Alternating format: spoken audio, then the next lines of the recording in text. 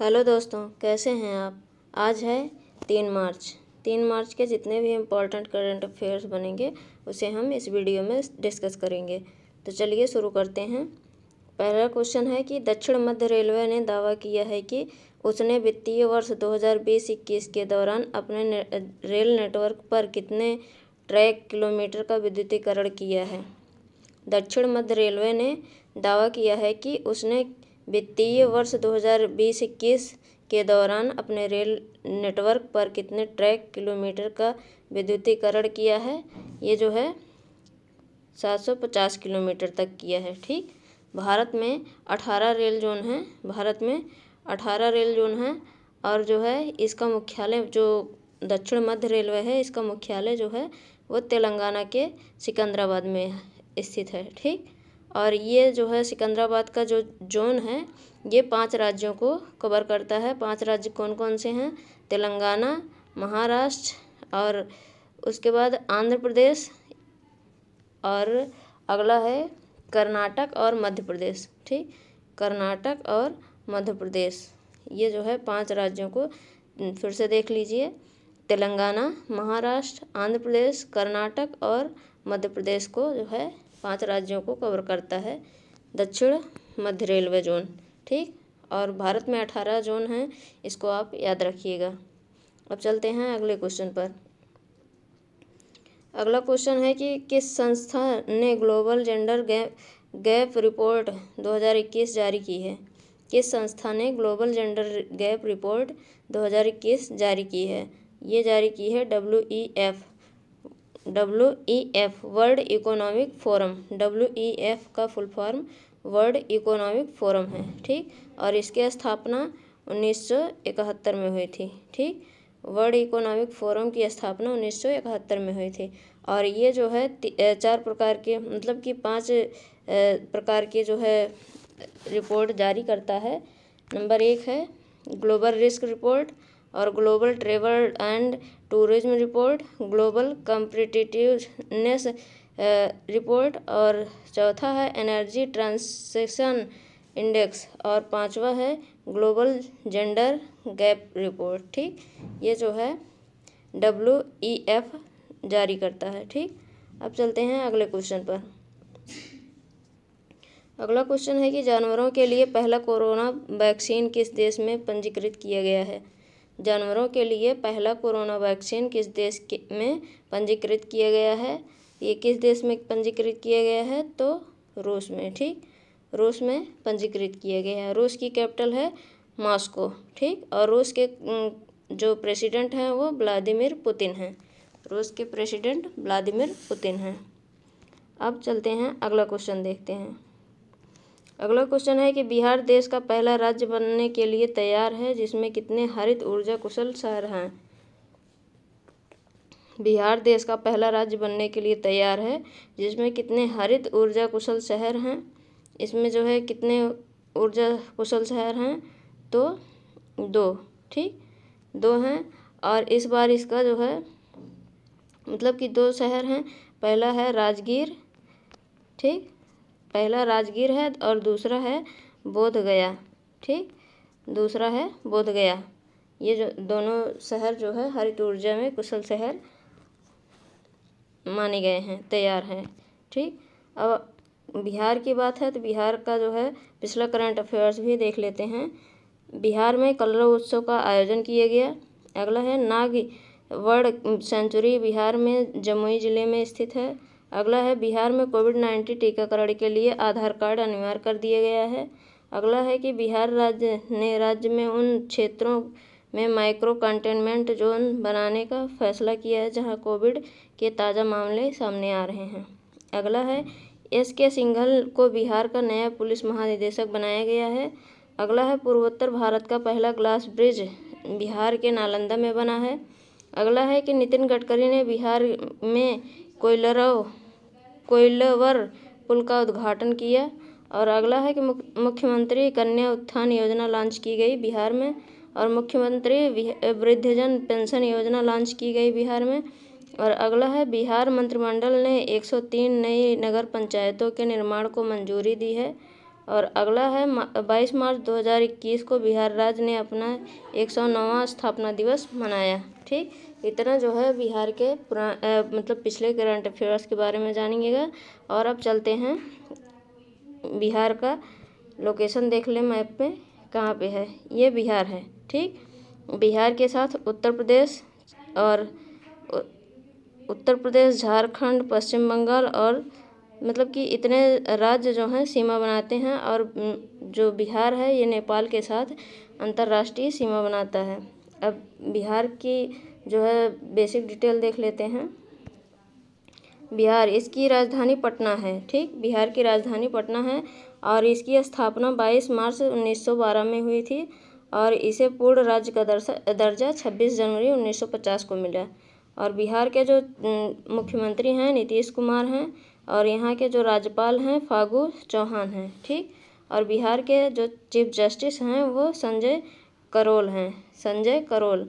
और बिहार की मुख्य मतलब कि हाई कोर्ट जो है वो पटना में स्थित है।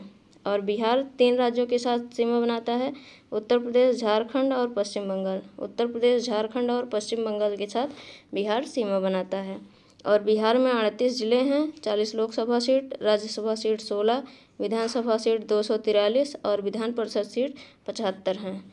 और बिहार जो है नेपाल के साथ अंतर्राष्ट्रीय सीमा बनाता है। ठीक, बिहार नेपाल के साथ अंतर्राष्ट्रीय सीमा बनाता है। अब चलते हैं अगले क्वेश्चन पर। अगला क्वेश्चन है कि मार्च 2021 के लिए जीएसटी राजस्व संग्रह ने कितने करोड़ रुपए के उच्चतम संग्रह के साथ एक नया रिकॉर्ड बनाया है। मार्च 2021 के लिए जीएसटी राजस्व संग्रह ने कितने करोड़ रुपए के उच्चतम संग्रह के साथ एक नया रिकॉर्ड बनाया है। ये जो है 1,23,902। ठीक, 1,23,902। इसे आप याद रखिएगा। ठीक, अब अगले क्वेश्चन पर चलते हैं। अगला क्वेश्चन है कि वर्ल्ड ऑटिज्म जागरूकता दिवस कब मनाया जाता है। वर्ल्ड ऑटिज्म जागरूकता दिवस कब मनाया जाता है। ये 2 अप्रैल को मनाया जाता है। ठीक, 2 अप्रैल को मनाया जाता है वर्ल्ड ऑटिज्म दिवस। ठीक, ऑटिज्म दिवस। अब डे की बात है तो जो है मार्च के जो जितने भी इम्पोर्टेंट डे हैं इनके बारे में हम जान लेते हैं। 1 मार्च को शून्य भेदभाव दिवस हर साल मनाया जाता है। और 3 मार्च को विश्व वन्यजीव दिवस मनाया जाता है और विश्व सरोवर दिवस भी मनाया जाता है। 4 मार्च को राष्ट्रीय सुरक्षा दिवस मनाया जाता है। 8 मार्च को अंतर्राष्ट्रीय महिला दिवस मनाया जाता है। 10 मार्च को CISF की स्थापना मनाई जाती है। और 11 मार्च को विश्व किडनी दिवस 2021 में मनाया गया। और 14 मार्च को दुनिया भर में नदियों के लिए अंतर्राष्ट्रीय दिवस का आयोजन किया जाता है। 15 मार्च को विश्व उपभोक्ता अधिकार दिवस मनाया जाता है। 16 मार्च को राष्ट्रीय प्रतिरक्षण दिवस मनाया जाता है। 18 मार्च को ग्लोबल रिसाइकलिंग डे मनाया जाता है। 20 मार्च को अंतर्राष्ट्रीय खुशी दिवस मनाया जाता है और विश्व गौरैया दिवस वर्ल्ड स्पैरो डे भी मनाया जाता है। 21 मार्च को अंतर्राष्ट्रीय वन दिवस मनाया जाता है। 22 मार्च को विश्व जल दिवस मनाया जाता है। 23 मार्च को विश्व मौसम विज्ञान दिवस मनाया जाता है। और 24 मार्च को विश्व क्षय रोग या टीबी दिवस मनाया जाता है। 27 मार्च को विश्व रंगमंच दिवस मनाया जाता है। और 27 मार्च 2021 में अर्थ आवर डे मनाया गया। ये अर्थ आवर डे जो है मार्च के अंतिम शनिवार को मनाया जाता है। और अब की बार जो है 27 मार्च का अंतिम शनिवार था। ठीक, और अब चलते हैं अगले क्वेश्चन पर। अगला क्वेश्चन है कि ग्रामीण विकास विभाग ने अप्रैल 2021 में राष्ट्रीय ग्रामीण आजीविका मिशन के तहत स्वयं सहायता समूहों के लिए 1 दिवसीय प्रशिक्षण और जागरूकता कार्यक्रम कहाँ आयोजित किया। ग्रामीण विकास विभाग ने अप्रैल 2021 में राष्ट्रीय ग्रामीण आजीविका मिशन के तहत स्वयं सहायता समूहों के लिए 1 दिवसीय प्रशिक्षण और जागरूकता कार्यक्रम कहाँ आयोजित किया। तो ये जो है कारगिल में किया गया। ठीक, कारगिल जो है ये लद्दाख का ज़िला है। ठीक, कारगिल लद्दाख का ज़िला है। लद्दाख में 2 ज़िले हैं, एक लेह है और दूसरा कारगिल है। ठीक, अब चलते हैं अगले क्वेश्चन पर। अगला क्वेश्चन है कि उपराष्ट्रपति एम वेंकैया नायडू 2 अप्रैल 2021 को 2 दिवसीय यात्रा पर किस राज्य की राजधानी पहुँचे? उपराष्ट्रपति एम वेंकैया नायडू 2 अप्रैल 2021 को 2 दिवसीय यात्रा पर किस राज्य की राजधानी पहुँचे? ये जो है उड़ीसा के भुवनेश्वर में पहुँचे थे। ठीक, उड़ीसा के भुवनेश्वर में, उड़ीसा की राजधानी भुवनेश्वर है। और अब उड़ीसा की बात है तो उड़ीसा के जो पिछले करंट अफेयर्स हैं उसके बारे में भी हम देख लेते हैं। पहला है, केंद्रीय पेट्रोलियम और प्राकृतिक गैस और इस्पात मंत्री धर्मेंद्र प्रधान ने भुवनेश्वर में एलपीजी उपभोक्ताओं के लिए मिस्ड कॉल सुविधा शुरू की है। और दूसरा है कि उड़ीसा में रामलिंगेश्वर पार्क का उद्घाटन किया गया है। तीसरा है कि उड़ीसा में भारत के पहले फायर पार्क का उद्घाटन किया गया है। चौथा है, उड़ीसा का भितरकनिका नेशनल पार्क जनवरी 2021 में 9 दिनों के लिए बंद रहा। ये जो है यहाँ पर मगरमच्छ की गणना चल रही थी, इसलिए ये बंद रहा था। ठीक, और अगला है कि उड़ीसा राज्य सरकार ने सुजल नल मिशन से पेय योजना का उद्घाटन किया। अगला है, जस्टिस एस मुरलीधर ने उड़ीसा उच्च न्यायालय के मुख्य न्यायाधीश के रूप में शपथ ली। और अगला है कि उड़ीसा राज्य ने एक उच्च अधिकारी प्राप्त समिति का गठन किया जिसके अध्यक्ष डॉक्टर जस्टिस ए के मिश्रा होंगे। और अगला है कि भारत का पहला तूफान अध्ययन परीक्षण मंच टेस्टबेड उड़ीसा में बनाया गया। और अगला है कि करलापट वन्यजीव अभ्यारण्य उड़ीसा में स्थित है। इतना जो है उड़ीसा के पिछले करंट अफेयर्स के बारे में आप याद रखिएगा। अब चलते हैं अगले क्वेश्चन पर। अगला क्वेश्चन है कि केंद्र सरकार ने कारगिल जास्कर सड़क के उन्नयन के लिए कितने करोड़ रुपए की परियोजना को मंजूरी दी है? केंद्र सरकार ने कारगिल जास्कर सड़क के उन्नयन के लिए कितने करोड़ रुपए की परियोजना को मंजूरी दी है? ये जो है 780 करोड़ रुपए की। ठीक, केंद्र सरकार ने कारगिल जास्कर सड़क के उन्नयन के लिए 780 करोड़ रुपए की परियोजना को मंजूरी दी है।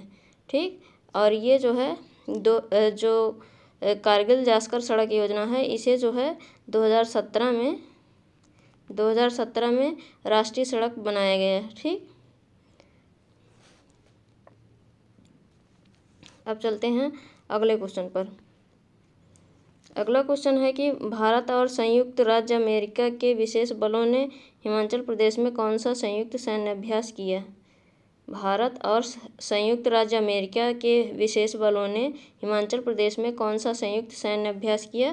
तो ये जो है वज्र प्रहार 2021 जो है किया।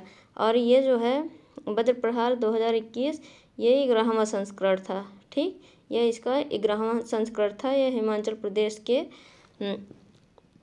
हिमाचल प्रदेश में हुआ था। ठीक, अब चलते हैं अगले क्वेश्चन पर। अगला क्वेश्चन है कि मार्च 2021 में आयुर्वेद पर्व का आयोजन किस शहर में किया गया? मार्च 2021 में आयुर्वेद पर्व का आयोजन किस शहर में किया गया? ये जो है भुवनेश्वर जो है ये उड़ीसा की राजधानी है। तो भुवनेश्वर में आयुर्वेद पर्व का आयोजन किया गया था।